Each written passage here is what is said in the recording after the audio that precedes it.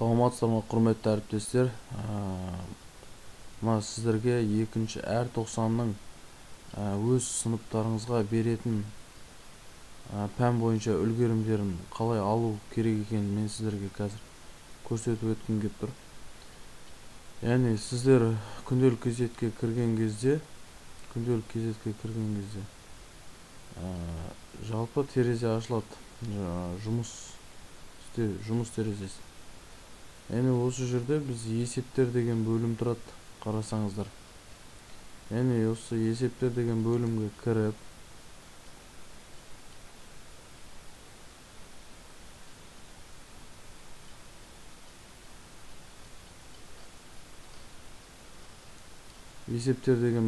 кіріп, әр 90-ның үлгерім сапасын алуларыңызға болады.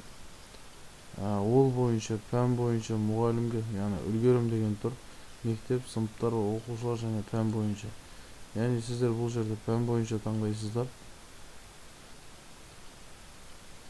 Пән бойынша таңдаған кезде соңғы оқу жылы көрсетіліп тұрады. Өзі белгіленіп.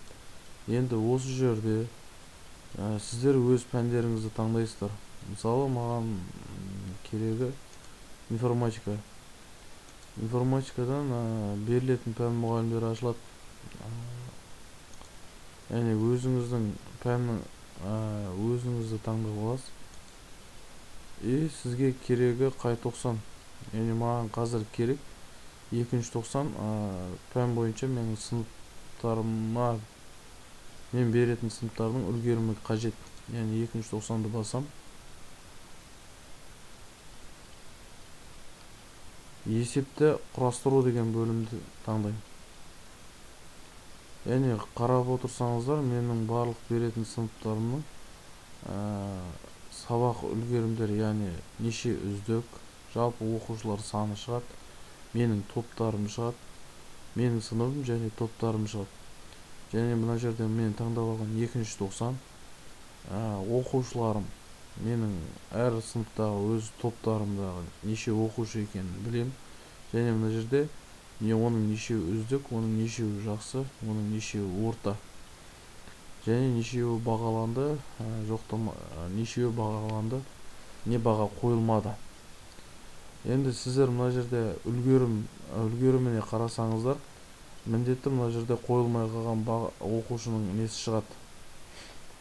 Үлгерім сапасы 100% болу керек, кейін білім сапасы автоматты түрде шығады.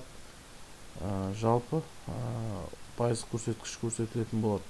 Орта балы шығады, балдық шкала бойынша.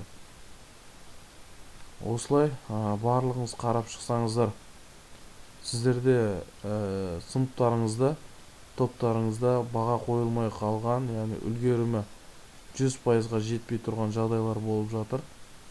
Барлығыңыз осы мәселені, осы функцияны ашып, есептер бөліміне пән бойынша үлгерімдеріңізді қарап шықсаңыздар.